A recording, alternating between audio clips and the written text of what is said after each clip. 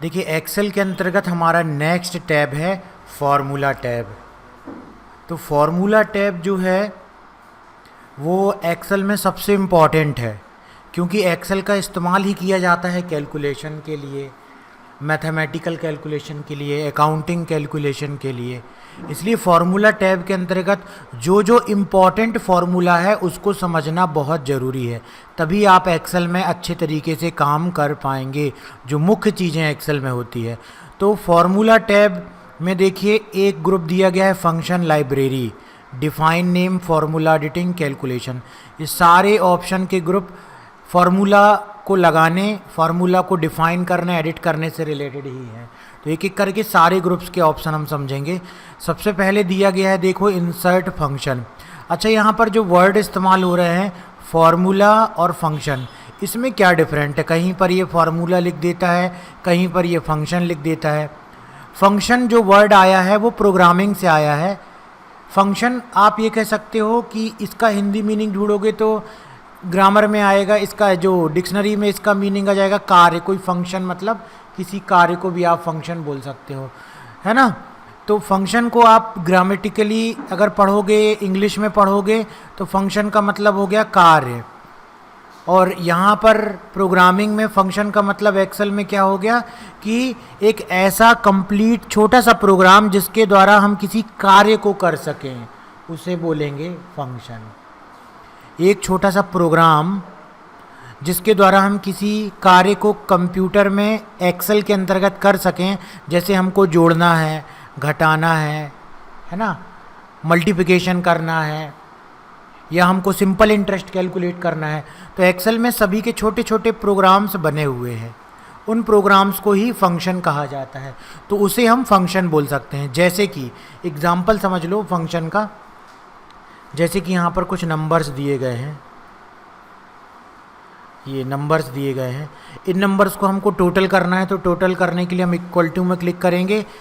एक सिंपल तरीका क्या है ऐड करने का, इस पर क्लिक करो और क्लिक करने के बाद जो है यहाँ पर जा कर के प्लस पर क्लिक करो, इस पर क्लिक करो और फिर प्लस पर क्लिक करो, इसको सेलेक्ट कर लो। तीनों की सेल रेंज को हमने सेलेक्ट कर लिया और एंटर कर देंगे तो यहाँ पर जो है तीनों का क्या आ जाएगा, टोटल आ जाएगा। और यहाँ पर हमने क्या लगाया हुआ है, इस सेल का एड्रेस प्लस इस सेल का एड्रेस प्लस इस सेल का एड्रेस। ये देखो, इसको आप क्या बोल सकते हो, उसको बोल सकते हो फार्मूला, कि ये कैलकुलेशन आपने खुद किया, ये फार्मूला कहलाता है। इसी प्रकार से इसको फंक्शन एक्सेल में फिर ऐड करने के लिए फंक्शन कौन सा है, तो फंक्शन ये है, इसको हम सेलेक्ट करेंगे, इंसर्ट में जाएंगे, जैसे हमको सम करना है तो हम चले जाएंगे यहाँ पर मोस्ट रिसेंटली यूज्ड, सम को सेलेक्ट करेंगे, ओके कर देंगे तो ये डायलॉग बॉक्स आएगा और यहाँ से ओके कर देंगे। ये देखो ऑटोमेटिक टोटल आ गया। तो यहाँ पर हमने क्या लगाया हुआ है, सम फंक्शन, और सम फंक्शन के अंतर्गत आर्ग्यूमेंट पास किया D7 से लेकर के F7 तक, तो इसको बोलेंगे फंक्शन। और सिंपल जो हम सेल एड्रेस लेकर के कैलकुलेशन करते हैं उसको बोलेंगे फार्मूला। तो इसने कॉमन रूप में एक वर्ड दे दिया है फार्मूला, ठीक है। लगभग ये सभी फार्मूला ही आप इनको कह सकते हो, क्योंकि इनसे कैलकुलेशन की जाती है। फिर भी मैंने डिफाइन कर दिया फंक्शन और फार्मूले में क्या डिफरेंस है। इसके बाद देखिए इसकी शुरुआत कैसे होती है। पहला ऑप्शन दिया गया है इंसर्ट फंक्शन का, जैसे ही हम क्लिक करते हैं तो ये एक प्रकार से ये डायलॉग बॉक्स दे देता है। इसको हम यहाँ पर डिलीट करते हैं, हमने कुछ नंबर्स लिए हुए हैं, खाली सेल पर हमने क्लिक किया, इंसर्ट फंक्शन में गए, ये आ गया। आप अभी यहाँ पर आगे सीखोगे कि एक्सेल में फंक्शन को इस्तेमाल करने के कई तरीके हैं। एक तो डायलॉग बॉक्स के द्वारा फंक्शन को सेलेक्ट करो, दूसरा फंक्शन को आप टाइप भी कर सकते हो खुद, आपको यदि याद है। जैसे दोनों चीज़ों को अपन यहाँ पहले शुरू में समझ लेते हैं। जैसे तीनों का हमको सम करना है, जो कि हमने अभी किया हुआ है, तो ये इंसर्ट फंक्शन पर जैसे ही हमने क्लिक किया तो ये डायलॉग बॉक्स आ गया। इस डायलॉग बॉक्स में हमने सम को सेलेक्ट कर लिया, ओके कर दिया, तो ये देखो D7 से F7 फंक्शन में आर्ग्यूमेंट पास करने होते हैं। आर्ग्यूमेंट का मतलब कि कौन सी वैल्यूज़ आप उस फंक्शन को दोगे तो वो कैलकुलेट करके आपको रिटर्न करके देगा, उसको क्या बोलते हैं, आर्ग्यूमेंट बोलते हैं। तो यहाँ पर हमने आर्ग्यूमेंट पास कर दिया D7 से लेकर के और F7 तक का, यहाँ तक का आर्गुमेंट, क्योंकि तीनों नंबर को जोड़ना ऑटोमेटिक इसने ले लिया।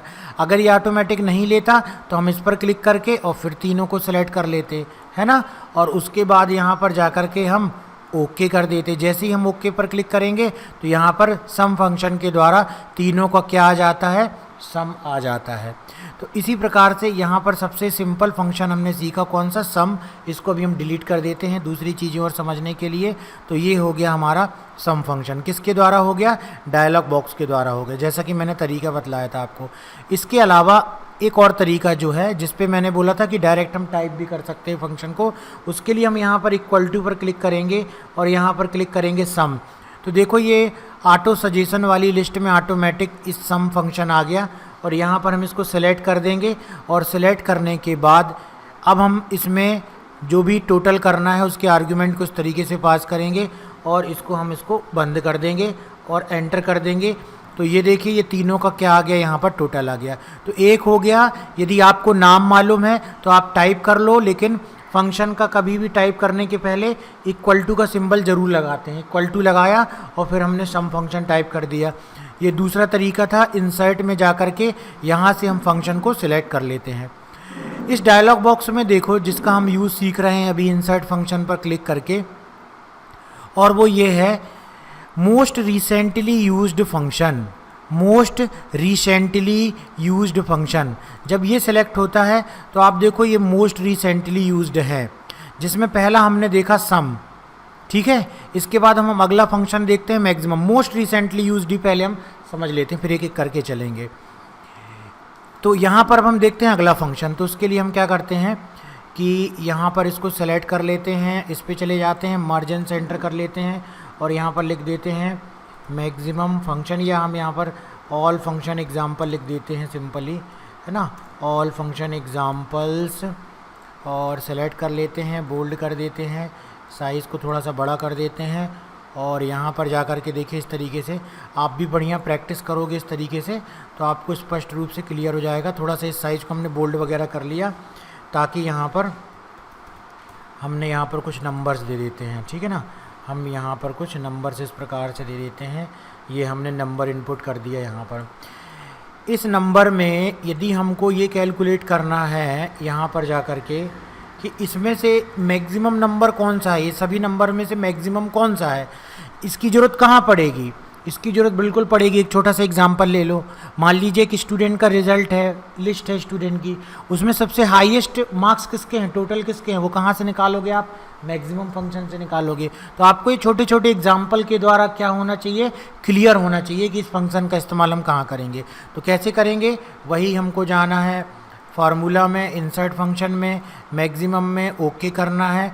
और देखो B6 से लेकर के E6 तक, B6 से लेकर के E6 तक ये बिल्कुल सही सिलेक्टेड है और ओके कर देंगे तो ये 89 यहाँ पर मैक्सिमम फंक्शन जो है वो आ गया, ठीक है ना। इसी प्रकार से अब हम यहाँ पर क्या कर सकते हैं, एक मिनिमम फंक्शन निकालते हैं। इसको सबसे सही तरीका यहाँ पर ये लिख सकते हो आप, मैक्सिमम, ये हो गया यहाँ पर, इसको हटा देते हैं। अब हम निकालते हैं इसमें मिनिमम फंक्शन, ठीक है ना। इसी को हम इस तरीके से कॉपी पेस्ट कर लेते हैं। इस पे अब हम निकालते हैं इसका मिनिमम फंक्शन। कैसे निकालेंगे, फिर से हम जाएंगे इंसर्ट में और यहाँ पर देखो मैक्सिमम बस दिया गया है, मिनिमम नहीं है, लेकिन फिर भी मिनिमम हम कर लेते हैं। और अब हम मिनिमम डायरेक्ट टाइप करके करते हैं। इक्वल टू लगाया हमने और मिनिमम कर दिया, ब्रैकेट ओपन किया। इसको क्या चाहिए, आर्ग्यूमेंट चाहिए, तो आर्ग्यूमेंट हमने इस तरीके से सेलेक्ट कर लिया और इसको क्लोज कर दिया, एंटर कर दिया। देखो तीनों में मिनिमम वैल्यू कौन सी है, वो आ गई। तो इस प्रकार से हम मैक्सिमम मिनिमम फंक्शन के द्वारा क्या कर सकते हैं, मैक्सिमम और मिनिमम वैल्यू को कैलकुलेट कर सकते हैं। एक बार इसको हमने फिर से कॉपी कर लिया और फिर देखते हैं और कौन सा फंक्शन है, एवरेज। अब यदि इन तीनों नंबर्स का हमको एवरेज निकालना है, औसत निकालना है, कैसे निकालेंगे, सिंपल इसको सेलेक्ट करेंगे, ओके कर देंगे और ये देखो इसने F6 से F7 ऑटोमेटिक सेलेक्ट किया है। अब सही सेलेक्ट किया है कि नहीं ये आपको देखना है। और F6 से लेकर के ये देखो गलत, तो अपन क्या सुधारना है, हमको इस नंबर का निकालना है। इसको हम सेलेक्ट करेंगे और हमको इस नंबर का निकालना है। तो ये नंबर अब सही सेलेक्ट हो गया, B8 से लेकर के E8 तक का ओके कर देंगे। तो यहाँ पर देखो सभी का क्या आ गया, ये एवरेज आ गया, सभी का क्या आ गया, ये एवरेज आ गया। तो इस तरीके से इंसर्ट फंक्शन डायलॉग बॉक्स में जा कर के हम क्या कर सकते हैं, जो ज़्यादातर इस्तेमाल होने वाले फंक्शन है उसको हम इस्तेमाल कर सकते हैं। जैसे अभी हम इसमें एक और फंक्शन दिखा देते हैं आपको, काउंट। बाकी इन सब का एग्जाम्पल हम करेंगे, उसके लिए हम यहाँ पर लिख लेते हैं काउंट फंक्शन, और इसको हम सेलेक्ट करते हैं, इसको भी हम कॉपी कर लेते हैं और यहाँ पर हम कर्सर को रखते हैं, इनसाइड फंक्शन में जाते हैं, काउंट को सिलेक्ट करते हैं, ओके कर देते हैं और फिर से इस पर क्लिक करते हैं और इसको सही तरीके से सिलेक्ट कर लेते हैं और उसके बाद ओके कर देते हैं। तो काउंट फंक्शन ने क्या किया, टोटल नंबर कितने हैं उसको काउंट कर दिया, 1 2 3 4, उसको काउंट करके दिखा दिया। तो मोस्ट रिसेंटली यूज्ड फंक्शन के अंतर्गत आपने देखा कि किस तरीके से हम फंक्शन को दो तरीके से इस्तेमाल कर सकते हैं। कैसे हम फंक्शन को इस्तेमाल कर सकते हैं, एक तो डायलॉग बॉक्स में जा कर के भी इस्तेमाल कर सकते हैं, और दूसरा किस तरीके से इस्तेमाल कर सकते हैं, दूसरा जो है यहाँ पर खुद फंक्शन को टाइप करके भी इस्तेमाल किया जा सकता है। तो यहाँ पर हमने देखा मोस्ट रिसेंटली यूज्ड फंक्शन। इसके अलावा एक चीज़ और आप आगे देखिए, और सारे फंक्शन हम कवर करेंगे धीरे धीरे, एग्जाम्पल पूरे फंक्शन अपन कवर करेंगे। इसके बाद देखिए फंक्शन लाइब्रेरी के अंतर्गत जो फंक्शन आप यहाँ इस्तेमाल कर रहे हो इस डायलॉग बॉक्स में दिया गया है, जो कि हमने सेलेक्ट किया था मोस्ट रिसेंटली कैटेगरी। तो ये केवल फंक्शन आ रहे थे, कुछ के हमने यूज़ देखे यहाँ पर। उसके बाद यहाँ पर जब हम ऑल में क्लिक करते हैं तो यहाँ पर शॉर्टेड ए से लेकर के पूरे जेड तक के सभी वर्ड से शुरू होने वाले जो है फंक्शन दिए गए हैं, टोटल फंक्शन दिए गए हैं। इसके अलावा अगर आपको कैटेगरी के अनुसार देखना है फंक्शन को, तो फाइनेंशियल कैटेगरी में आने वाले फंक्शन ये हैं, ठीक है, जो फाइनेंस से रिलेटेड जिस फंक्शन का इस्तेमाल एक्सेल में किया जाता है। उसके बाद डेट एंड टाइम से रिलेटेड ये फंक्शन दिए गए हैं, ये पूरे डेट एंड टाइम से रिलेटेड फंक्शन दिए गए हैं। मैथमेटिक्स एंड ट्रिग्नोमेट्री से रिलेटेड फंक्शन दिए गए हैं। तो अलग अलग कैटेगरी यहाँ पर दी गई है। जिस भी प्रकार का आपका वर्क है उस कैटेगरी को आप सेलेक्ट करके और क्या कर सकते हो, फंक्शन का इस्तेमाल कर सकते हो। जो हमने यहाँ पर देखा कैटेगरी, वही कैटेगरी आपको मिल जाएगी यहाँ पर। ये देखो फिर एक बटन दी गई है ऑटो सम की। हमने सम निकालना सीख लिया, हमने एवरेज निकालना, काउंट करना, मैक्सिमम मिनिमम। देखो यहाँ पर भी दिया गया है पहला तरीका। दूसरा तरीका टाइप भी कर सकते हैं, फंक्शन का नाम मालूम है। तीसरा तरीका इस ऑटो सम वाले ऑप्शन में भी दिया गया है, मतलब एक ही चीज़ को हर जगह से। मोर फंक्शन में क्लिक करोगे, देखो फिर से वही डायलॉग बॉक्स आ गया।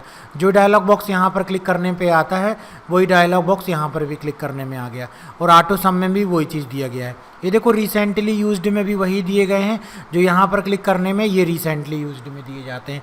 तो यही है, माइक्रोसॉफ्ट ने इसी तरीके से पूरे वर्ड, एक्सेल, पावर पॉइंट को बनाया है कि एक ही चीज़ को बार बार कई जगह है आपको काम आसान करने के लिए, और जैसा आप यूज़ करना चाहें उस तरीके से काम करने के लिए उसने सुविधा दी हुई है। इसके बाद मुख्य रूप से देख सकते हो कि यहाँ पर आइकॉन के रूप में भी फंक्शन की कैटेगरी को बतला दिया गया है कि फाइनेंशियल कैटेगरी के अंतर्गत कौन कौन से फंक्शन आते हैं, बिल्कुल सामने आपको दे दिया गया है। लॉजिकल फंक्शन के अंतर्गत कौन कौन से फंक्शन आते हैं, टेस्ट फंक्शन के अंतर्गत कौन कौन से फंक्शन आते हैं, date and time, lookup and reference, mathematical and trigonometry, और मोर फंक्शन भी दे दिया। मोर फंक्शन में फिर उसी चीज़ को दे दिया, स्टैटिकल, इंजीनियरिंग, क्यूब और एक्स्ट्रा फंक्शन जो है उसको दे दिया, है ना।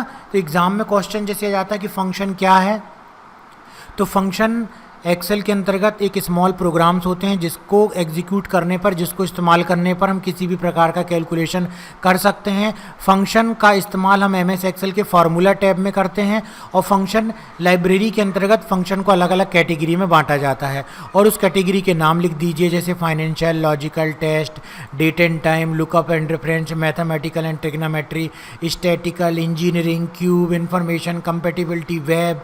बहुत सारे फंक्शन है, 3-4 हज़ार फंक्शन होंगे। तो क्या हर एक फंक्शन के बारे में डिटेल में आपको मालूम होना चाहिए? तो ऐसा नहीं है। जो मैक्सिमम ज़्यादातर यूज़ होते हैं उनका आपको शुरू में इस्तेमाल सीखना है, और उसके बाद धीरे धीरे आप आगे बढ़ोगे, है ना। इसी में आपको फंस के नहीं रह जाना है कि 1-2-3 महीने तक आप केवल फंक्शन पर ही काम करते रहो, ऐसा नहीं है। जैसे जैसे कभी आगे ज़रूरत पड़ेगी आपको, यदि फंक्शन यूज़ करते आ गया तो आप उस प्रकार के फंक्शन को भी आवश्यकता अनुसार इस्तेमाल कर सकते हो। तो यहाँ पर कुछ और फंक्शन का हम एग्ज़ाम्पल एक एक करके देखेंगे, जिसके लिए कि हमने एक्सेल में यहाँ पर एग्ज़ाम्पल बनाए हुए हैं, है ना। कुछ और फंक्शन, जैसे कि ये फंक्शन आता है आपका, जैसे एक फंक्शन है फ्यूचर वैल्यू फंक्शन, जिसका शॉर्ट फॉर्म है FV। जैसे हम यहाँ पर कैलकुलेशन दिखाएंगे, FV फंक्शन। ये कौन सा फंक्शन है? फ्यूचर वैल्यू कैलकुलेट करने के लिए। फ्यूचर वैल्यू कैलकुलेट करने के लिए ये फंक्शन है। ये फ्यूचर वैल्यू कैलकुलेट करने के लिए जो फंक्शन दिया गया है आपको, इस फंक्शन का इस्तेमाल आप कैसे करेंगे उसे हमको समझना है। तो चलिए अब हम समझ लेते हैं फ्यूचर वैल्यू फंक्शन को, है ना। ये देखो फ्यूचर वैल्यू फंक्शन किसके अंतर्गत आता है, फाइनेंशियल कैटेगरी के अंतर्गत आता है। इसका इस्तेमाल क्या होता है, इसके लिए ये एग्ज़ाम्पल हमने बनाया हुआ है, तो आप इस एग्ज़ाम्पल को पहले अच्छे तरीके से समझ लीजिए और वीडियो देखते हुए इस एग्ज़ाम्पल को नोट भी कर लीजिए और फिर उसकी प्रैक्टिस कीजिएगा, बहुत अच्छे तरीके से समझ में आएगा। This function is use to calculate future value of a amount. Example of insurance company, जैसे कंपनी इंश्योरेंस करती है ना, तो एक कंपनी ने बोला कस्टमर से कि every year given by customer to insurance company, कि आप हमको 35,000 रुपये हर साल दीजिए, और कब तक दीजिए, 10 साल तक दीजिए। और इंश्योरेंस कंपनी उसका इंश्योरेंस तो कवर करेगी ही, लेकिन वो कंपनी उस पर ब्याज भी दे रही है। तो वो कंपनी कितना दे रही है ब्याज, 12% ब्याज दे रही है। तो अब वहाँ पर जो एजेंट है आपको ये बतला रहा है कि 35,000 रुपया यदि उसकी कंपनी को आप 10 साल तक के लिए दोगे और 12% ब्याज की दर से कंपनी उसको लौटाएगी 10 साल भर, तो कितना टोटल अमाउंट होगा वो उसको कैलकुलेट करके बतला रहा है। तो एक्सेल में उसके लिए किस फंक्शन का इस्तेमाल किया जाएगा, फ्यूचर वैल्यू फंक्शन का इस्तेमाल किया जाएगा। कैसे किया जाएगा समझ लो, फ्यूचर वैल्यू फंक्शन का इस्तेमाल। इसके लिए हम नीचे एक बार और कैलकुलेट कर लेते हैं ना। इक्वल टू लगाया हमने और एफ बी। अब तो समझ गए कि ये फंक्शन क्यों लिखा हमने, क्योंकि जो फंक्शन के बारे में हमको जानकारी है तो उस फंक्शन को हम क्या कर सकते हैं, लिख भी सकते हैं। जिस फंक्शन के बारे में हमको जानकारी है तो हम क्या कर सकते हैं, लिख भी सकते हैं। तो हमने यहाँ पे सेलेक्ट कर लिया फ्यूचर वैल्यू और हमने इसको कर दिया इस तरीके से बंद। उसके बाद देखो यहाँ पर आ रहा है rate percentage present value, rate. सबसे पहले क्या सेलेक्ट करना, हमको रेट सेलेक्ट करना। देखो हमने सबसे पहले रेट सेलेक्ट कर लिया। उसके बाद कॉमा लगाते हैं, कॉमा लगाने के बाद number of period, and period ये लिखा हुआ नंबर ऑफ़ पीरियड, 10 साल के लिए वैल्यू कैलकुलेट करना है। और जो इनिशियल अमाउंट है हर साल देने वाली वो क्या है, उसको सेलेक्ट कर लेना है। ठीक है, तीनों को लाइन से सेलेक्ट करना है, क्लोज करना है, एंटर कर देना है। ये देखो रिजल्ट आ गया ऊपर की तरह ही। तो ये इतना पैसा जो है कंपनी लौटाएगी अगर मंथली हर साल 35,000 रुपये कस्टमर जमा करता है कंपनी को लगातार 10 साल तक के लिए, और 12% ब्याज की दर से कंपनी उसको पैसा लौटाती है। तो फ्यूचर वैल्यू फार्मूले के द्वारा बड़ी आसानी से हम कैलकुलेट कर पाए, नहीं तो हमको मैथमेटिकल फार्मूला लगाना पड़ता। यही फ़ायदा है एक्सेल में फार्मूले का और फंक्शन का, यही फ़ायदा है। तो हमने यहाँ पर इक्वल टू लगाया, फ्यूचर वैल्यू लिखा हमने यहाँ पर, फंक्शन को ब्रैकेट लगाया और सबसे पहले रेट हो गया, कॉमा लगाया हमने, फिर नंबर ऑफ़ टाइमिंग हो गई, फिर कॉमा लगाया हमने और इनिशियल अमाउंट हो गया, और इसको हमने कर दिया क्लोज और एंटर कर दिया। तो ये वैल्यू आ गई। तो ये कौन सा फंक्शन हो गया, फ्यूचर वैल्यू। देखो 20 से हम ये अचानक से स्टैटिकल के अंतर्गत क्यों हम इसको करा रहे हैं, क्योंकि आप पहले धीरे धीरे फंक्शन जो जिसके एग्जाम्पल ईजी हैं उन एग्जाम्पल्स को करके पहले फंक्शन के बारे में समझ लीजिए, सीख लीजिए, उसके बाद आगे बढ़िएगा। फिर अगला फंक्शन अब हम देखते हैं PMT function. This function is mostly used by loan given company. जो कंपनी लोन देती है उसके लिए इस पीएमटी फंक्शन का इस्तेमाल किया जाता है। कैसे किया जाता है उसे समझ लेते हैं। PMT function